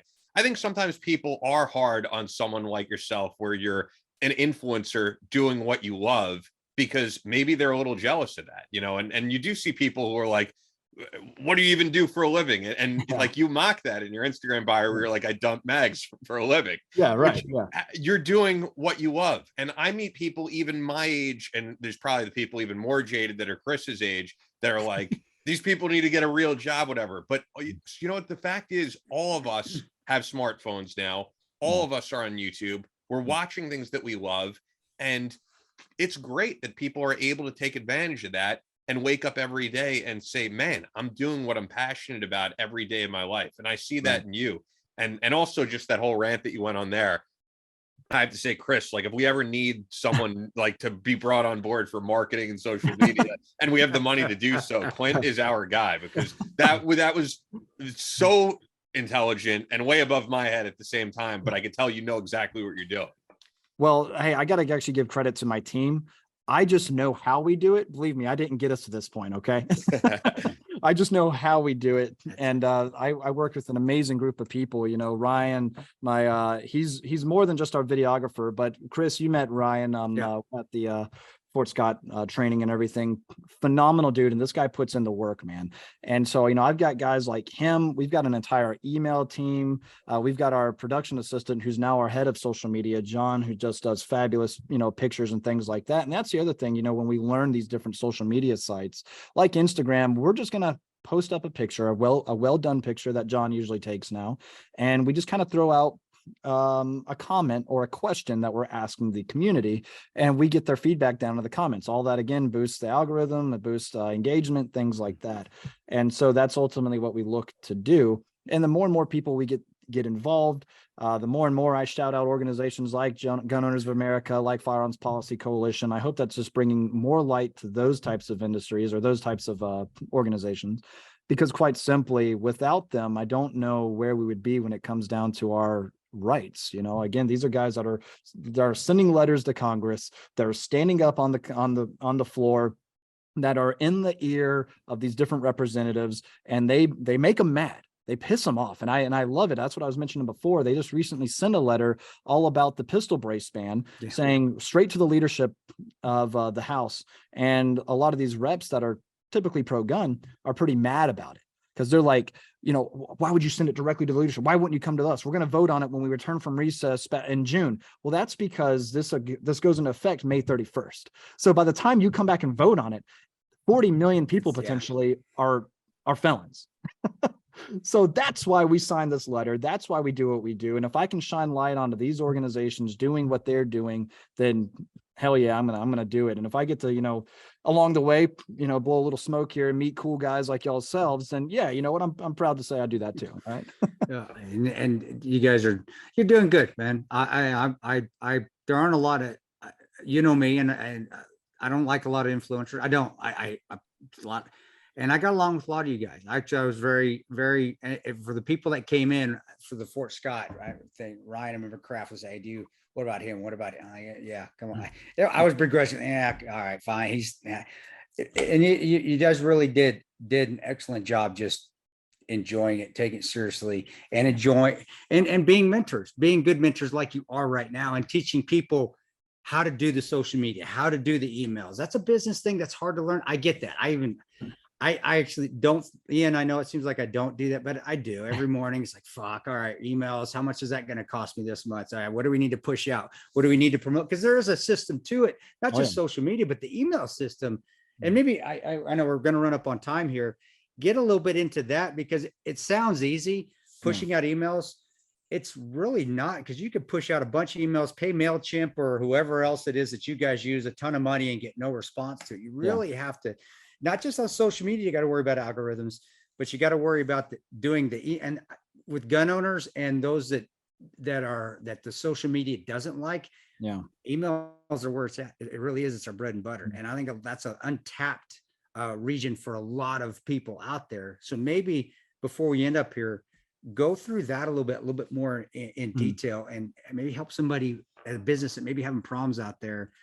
How do you optimize your emails, and what do you do, and what's your best email? What's we're pushing out, or MailChimp or what, Nation Build? Go through that a little bit, because that is something that I think a lot of businesses would be doing a lot better if they knew how to magnify that instead of just staying on social media. Yeah. So we hired a very good web developer and a couple of analytics guys to figure out where the sweet spot is. Because what we ultimately want to do is, again, I've already explained the giveaways, right? How that generates revenue for us. Now, all of a sudden, people are having to sign up via email, because that's how we notify the winner, is through email, right? We used to do it via phone, things like that, but that's a lot. It's a lot easier to say, hey, you won, here you go. Send us in your paperwork. Which FFL do you want this stuff sent to? If we're giving away a suppressor, also, which SOT do you want it sent to? All that type of fun stuff, right? So we do it all through email. And ultimately we have a team that dedicates pretty much what their job is to see what product we have in stock, what we need to sell on, what we might be sitting on quite a bit of. We work with Ben, who's the general manager, again, the guy who started the company, to set pricing, because we want to see like, hey, we obviously need to be competitive in this industry. So we want to see, okay, it's a collaboration of all these different things. The content focuses typically around whatever our giveaway is. So if we're giving away like the SIG Spear, right? Sure. Let's say we're giving away the Spear LT. Well, that's a completely ambidextrous gun. So now I want to say SIG Spear LT versus LWRCI, because they're both completely ambidextrous guns. So now all of a sudden we're going to have a video done on that. That video is going to be featured in the email. That email is going to feature products that are going to feature ambidextrous lowers. It's going to feature 5.56 ammunition. It's going to feature our shirts that have 5.56 going across it. It's going to be pretty much everything bases around. It all works together. Typically, we don't send out emails that are separate from something else, right? Gotcha. We even have blog posts. So now we get into our blog writer, Walker, who's also fantastic. He'll put up a blog and he'll do some research. So he'll spend a lot of time, write up an article about, will the United States military leave the M4 for the SIG Spear? And all of a sudden, all of that all of that content is around pretty much one subject, being this gun, which draws the attention to people that are okay. All right, cool. You know what? Let me go to YouTube, see it there. Let me go to Rumble, see the full length video there. That's going to show all the shooting and all the where to go for the giveaway, and so on and so forth. So the email is what we figured out too. And I get this all the time. You guys flood my inbox. And I said, that's right. Yes, we absolutely do. And we pretty much, it took years to figure out what that sweet spot is, because we send about 4 emails a day. That's not cheap. Depending on the number of people, and you guys have a ton of people now. So I don't want people to know that too. It's not just free email. It's not like in the good old days when Grunt Style and Black Rifle Coffee started, where everything basically was free. And now it costs money. So that return.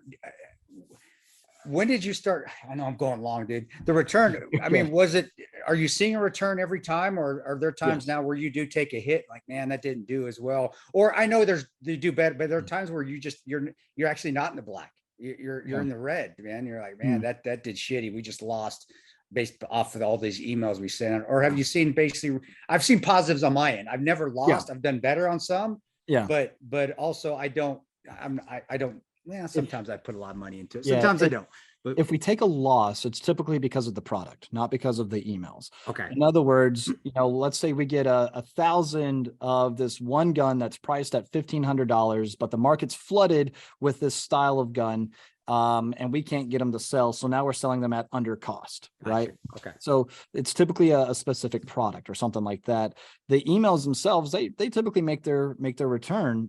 As far as I know, at least, I haven't seen the numbers that ever showed us in the red or anything like that. But I know that we do that. Some outperform others.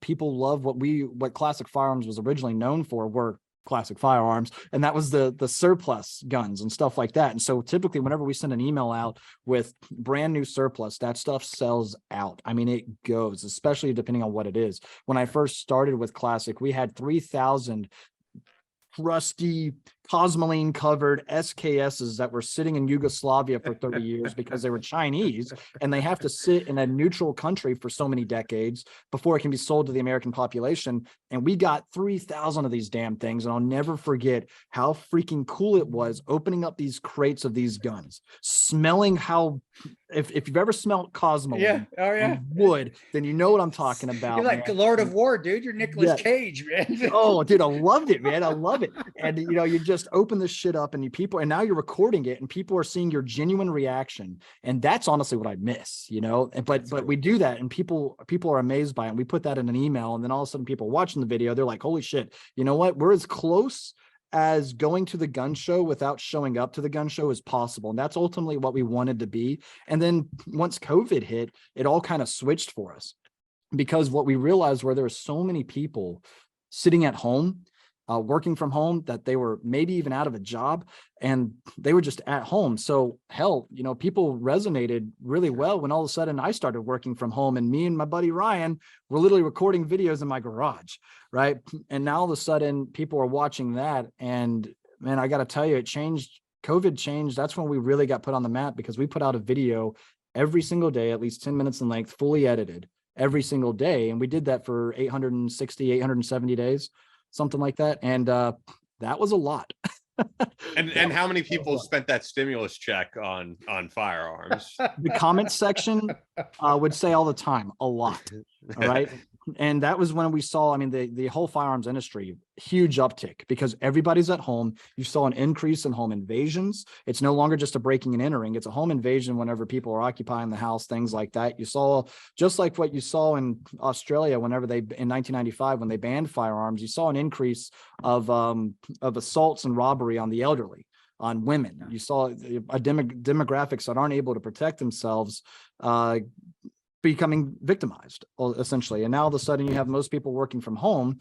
The idea is, and this would make sense, that you would have more assaults and things like that taking place because, well, people aren't just at an office working anymore. When somebody decides to break in, now they're actually home. And now all of a sudden people started to realize this and are like, dude, I might want to buy a gun.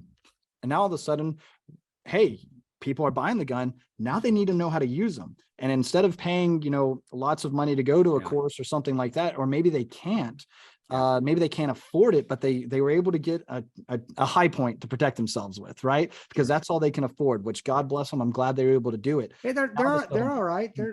They shoot. There's nothing wrong with those. They work. Yeah. But this is why we wanted to start, recording more of these trainings and stuff like that. Yeah. So whenever you guys invited us out, we were like, oh, hell yeah, let's do this. And then let's get it on camera.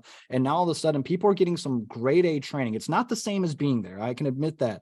But some of the drills, some of the fundamentals, things like that, that's now somebody can take and practice at home. So what Michael Billings was showing us and some of the up down drills and things like that, dude, that shit was cool. So you guys put on a great class. Well, thanks, and now we were able to communicate that and show that on our videos. Appreciate that. And what's one thing I know as myself as an instructor, I don't mind the that's the influencer. I don't care. That's not what pisses me off at all. In fact, I love people going out and learning and videos and I do videos that I have my own E3 Firearms website that is a paid website that you go, I put videos up on there. But I think that is tremendous. Having videos up there where people can learn, because it's not that really the course costs. I know there are some influencers or guys in there. Some of them are really awesome. They've done great. They've been downrange. I've worked them downrange. The courses are just a little bit too high. You price yourself, but it's the travel. People don't realize you have to pay for your travel. You got to pay for, just the room, just food. And so having those videos on there, and as long as they continue to get better, which they are, I think you guys do a great job. Like I said, the Keys and Shermer do a great job. You've got other videos out there where people are, Jesse does a good job out there on his videos. I'll be honest, it has never affected my class sizes. So people that want to come and get that with the experience being there, it's going to happen. But by you doing the videos, you've reached a bigger audience, like you talked about. And I don't know if you saw this uptick. I did. More women, single moms were the ones that were purchasing guns. And I've had a few more. In fact, I got to do a ladies only class. I know, and I respect the hell out of that. That's what I've been asked to do. They're more comfortable. That's fine. But I do have seen more women coming to classes and more single moms coming to classes and buying firearms. Before I get into your Marine back, because I do want one story from your Marine background, but I want you to answer that one, and then we'll be done. But then we're done. I got to go to Dave and Buster's with my boy. Nice. Have you seen that, or did you see that during COVID, or were you able to even track that the genders of people buying, male, female, age groups, things like that? Yeah. Were you seeing more, and have you that stayed steady, which I think it has? I've seen that just in my classes, but you reach a bigger audience than I do, 15, 20 people. We could see that in our analytics. Instagram does a really good job at showing you the analytics of, when you get the most audience on, the locality of where people are viewing your content from. And then of course the different demographics. And so we actually did see an increase of women following, like on Instagram, right? They're like, okay, cool. So inherently, if you're following our Instagram, which isn't easy to find anyway, because yes, we are shadow banned too. My personal is shadow banned, Classic Firearms Official, but we did see that uptick. We also saw an uptick in comments. If we featured videos that had a woman personality that was giving her take, her perspective on things, we saw that there are a lot of women in the comments saying this was exactly what I was looking for. This is what I was needing. And we recently started working with Sarah. She is the @peace of mind _ on Instagram. And she's all about carrying concealed effectively and efficiently, while also still being stylish and dressing like a woman and things like that. And I have always really appreciated having women on the channel that are willing to actually talk about this quite a bit. And then you actually get to see them kind of put in the work a little bit, which is really cool too, because we're going to take them to the range. Of course we are, right? And we're going to shoot some. And Sarah, what was cool talking to her about was, she said she didn't have like a range that was always open to her. And she practiced a lot dry fire. And I am a huge advocate for dry fire. Sit out there, practice those repetitions, drawing from the concealed holster before you go out, just, 5 or 6 times, just to make sure that you're comfortable in the clothing that you're wearing, to make sure nothing's getting snagged. And I recently even showed on a video where my rear sight on my Canik Mate MC9 grabbed my shirt. And I said, guys, this is why we practice, because now I can tell you what's not going to ever happen again is that happening, because I didn't grab from up here and yank my shirt up right high enough, and my rear sight grabbed it. Now, granted, if I was in a life or death situation and I was drawing my gun, I'm still going to get those shots off, even if my shirt's snagged. I'm going to get those shots off and hopefully on target, and hopefully I get to walk away from it okay, or anybody else that I intend to keep alive. So anyway, we did definitely see an uptick in women, and we still see it. Absolutely, we do. We see them in the comment section all the time. We see guys saying, hey, because of your channel, I got my wife into it. And now, a lot too. Yeah. Yeah, dude. And that part, that's the part that's really cool. Yeah. Recently I was out to dinner actually, and guy stopped me. He was pulling up behind me. We're going to the same restaurant. He stopped me. He's like, oh, dude, you're Clint from Classic. And Nice. And his wife was sitting next to it. I know I don't mean to bring these up to be No, No, you're but not. it's No, cool, and it's cool to be recognized for what dude, you do. it is cool, but the part that got me the most was it was his wife that was like, oh, honey, you're gonna be so excited. I think that's the guy you watch all the time.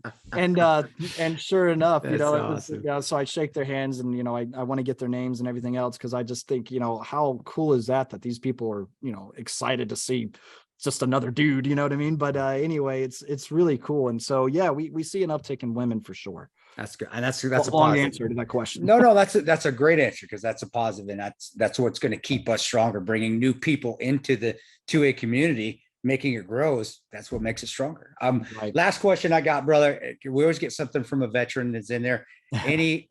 Sometimes they give us more than one. Any good Marine stories? Actually, the Greenville. What the hell? Let's go with that one. What happened with the unit, dude? Why'd you leave Greenville? What's going on? No, actually, it's all good, man. It was so I recently made a move, and I'm actually up in New Hampshire now. You were so your reserves, did you? That's all right. Wow. So I thought people are moving south. Why are you moving northeast? Well, New Hampshire, though, New Hampshire of the Northeast states is very pro 2A. Is it? Because I didn't know that. Well, think of our friend Phil Abonte, right? Oh Yes. yeah, Phil. I get okay. Yeah, So and first that's of all, where I love Sig, Phil. is that where Yeah. Sig is? Is that yeah, where I'm Sig? about an hour and a half away from Sig. Yeah, just don't drop their guns on the ground. I'm kidding. I don't know that for sure. I've never. Go Well, ahead. if you remember, I actually did drop my Sig PT. That's I remember right, that. you did. Yep, because Yeah. I didn't have the right holster for it. It was I actually a remember- holster for an FNX 45 tactical, and I was like, "Oh, this will fit." It's so fit. I remember looking, and I looked at Mike, and I went. I just pointed at it and smiled. Like, yeah, that was funny. That's good shit, though. You took it, dude. You took it in stride. That was again. It was safe. It was good. We're good. Hey, we're not being unsafe out there, assholes. He was fine. But that's what courses are for too. Check your equipment and make sure you know which equipment works. But go ahead, man. I'm sorry. Phil's a great guy. It's all good. I in recent history in my life, I needed some change. And that was what I was kind of getting at too before, like, hey, I found myself not in a good headspace. Sure. And I said, I got to do something for me. And I decided to make a move. And so I said, screw it. I was living right outside Charlotte, North Carolina, and my unit was in Greenville, South Carolina. And I talked to my unit and I said, guys, I got to do something different, especially since I've been at that unit for 12 years, my entire Marine Corps career. And I was talking to my master guns, and he said, we like you. We don't want to lose you. He said, but more than that, we want to help you. And this is something when a lot of people kind of talk badly about the reserves or something like that, or the military in general, you know, about their experiences, I got to say, it sounded to me like you probably just had a really shit command. I agree. You know, but the moment you get yourself a good command that actually wants to take care of the subordinates, all of a sudden it's like, dude, this is where it's at, you know. And it actually made it really hard to leave when I was kind of giving my farewell speech to my Marines, because they're their family at the end of the day, right? And anyway, and no, you know, for personal reasons, I decided to make the move up northeast. First of all, I never seen a good snow, so I'll be figuring if that is. But no, I left on really good terms with my unit up there. But now I'll be the regimental ammo chief for the 25th Regiment. So I actually am moving into that infantry space. Oh, cool. You know, in my early 30s and not in the best shape of my life, but I'll get there. You'll get there, dude. Yeah, so I'm sure they'll kick my ass a little bit. But I needed something different. And on top of that, I'm pretty sure that our new battalion commander is also going to start looking at moving guys around who's been pretty much staying at one spot for a majority of their career. And so, you know, I kind of just said, screw it, dude. Again, one of these things where I'm like, not afraid to dive headfirst into something. Let's do it. I know I'm good at my job. There might be a couple of things I'm going to have to, you know, learn here and there or figure out coming into this different, same job, but different, I guess you could say, responsibilities. And so it's kind of like, you know, I'll figure it out and I'll learn it. And I've got good communication. I'm actually buddies with the guy that held that position that I'm taking over. So, you know, I'm like, it all worked out. And my master guns just said, hey, this position might be opening up. Would you be interested in it? It's in Massachusetts, though. And I'm like, well, I don't like their gun laws, but I'm not living up there. So that's fine. New Hampshire, they're the last free state in New England, for now, at least.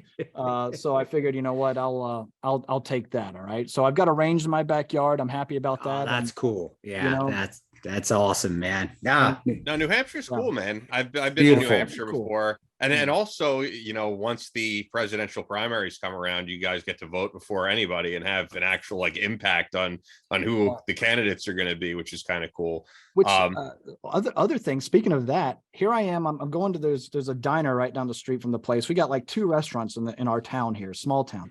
And but love them both. And I go to this diner and there's all sorts of cars parked out and everything. I'm just going for breakfast, right? I love their country fried steak and eggs that they have there. So I'm like, all right, well, what the hell is going on? And some woman is behind the counter asking, and all these people from the community, they're asking questions. And I'm like, what the shit is going on here? And she looked familiar. I just couldn't recognize who it was. And then I asked our waitress, I was like, so what's going on? It's like, oh, Nikki Haley just announced her presidential bid and she's here taking questions. Yeah. I mean, that's where they all do it, because you guys vote before anybody. And you guys kind of determine, you guys kind of determine where things are going to head in terms of, you know, and for the Republicans, at least, is it going to be DeSantis? Is it going to be Trump? You guys are going to have more of a say than the rest of the country, or a head start on that, I should say. But anyway, check out Classic Firearms on YouTube, of course. Clint Morgan on Instagram. It's not Craig. It's not Craig. I built, dude. I hammered. That was dad joke again. That turned into too much. It's Clint. Dude, you're good, man. You're good. At Magdump_Morgan. For all of you guys, whether you're listening or watching, leave us a comment, leave us a review if you're on Apple Podcasts, or if you're on YouTube, just leave us a like. I hope everybody has a great Memorial Day weekend, whether you're honoring people that we lost or just hanging out with friends and enjoying the weekend, while also remembering the guys that we lost, of course. As I said earlier in the show, I'm excited to see the Memorial Day air show. And with that, Chris, would you say that the guest we're having on next week is the biggest guest we've ever had on the podcast? Because I'm super excited for it. On a personal level, for me, I think it's going to be really cool. And for me, because I'm itching just to give names out and stuff, I'll just shut up right then. So let's just keep it at that. But yeah, I would say, I think it's going to get. Cool. I anticipate it getting picked up everywhere, hopefully. And again, for a personal level, for me, a lot of memories with this person. And you'll guys, if you listen to the next episode, you'll understand why. But yeah, I'm excited, and I think it's cool because it was a lot of just saying it. I'm remembering where I was at. I'm going to shut up because I'm going to give it away. Just keep rolling. Let's continue on. Well, with that, anything else before we wrap things up, Clint? It's been an honor having you on. Yeah, but you're far too awesome. long until we did this. So. Awesome, and you're doing great, man. I really appreciate it, and for coming on. But yeah, buddy, people can find you and keep listening to you and watching your videos. Yeah, put it all out there, man. Let's get. Not that I say all of our listeners probably don't already follow you, but let's whoever doesn't out there, they need to. And you guys keep being a mentor, keep doing good things like you're doing, and not just showing how to shoot really fast from 3 yards out, editing it 8 million times with a fucking speed blue box of death. I mean, really teaching people out there and the Constitution. But yeah, please, I want everybody to follow you. No, well, I appreciate that. And thank you guys so much. I think what we need to do now is have you guys on our podcast coming Anytime, man. But with it being, Memorial Day weekend coming up and things like that too, I just want to say, hey, we owe it to the fallen to live well. So, that's something I just want to keep. That's all I want to say. But thank you guys so much. It's been an honor. Thanks, buddy. And are you like sitting behind? I mean, looks like you're in a fucking compound with HESCO barriers and cement retain. I keep looking at it and go, man, is he in Baghdad right now? Well, I like to call it my, so it's funny. I like to call it my bunker, so I'm doing my live, when I do my live streams and stuff, that's what I'm calling it. It's actually just my basement. All right. Well, you got some damn great reinforced poured concrete rebarred walls in there. That would withstand a VBIED. I don't know, pretty big one, I'm sure. I think it would. Well, buddy, God bless you. And thanks again. And tell Paul over there, if you see Paul legally, Paul's a great guy. Tell Glasgow hi. And I will. John, if you talk to John, sure, tell him hi from me. Great people. You guys keep doing your good things, fighting that good fight, because so my old ass can be at home now and not have to worry about it as much as I used to. I really appreciate that, man. No, again, thank you guys so much. Appreciate you guys. And let's stay in touch. And hey, man, I look forward to doing another training with you. Damn right. Take care, bro. God bless you. That's all for this episode of Battle Line Podcast. But we're always posting new content on social media. Follow us on Instagram at Battle Line Podcast and on Twitter at Battle Line Pod. That's an order. Be sure to subscribe so you don't miss any new episodes up every Tuesday. Leave us a review on Apple Podcasts or your podcast platform of choice. Believe in yourself. Face all challenges head on. And as always, never quit.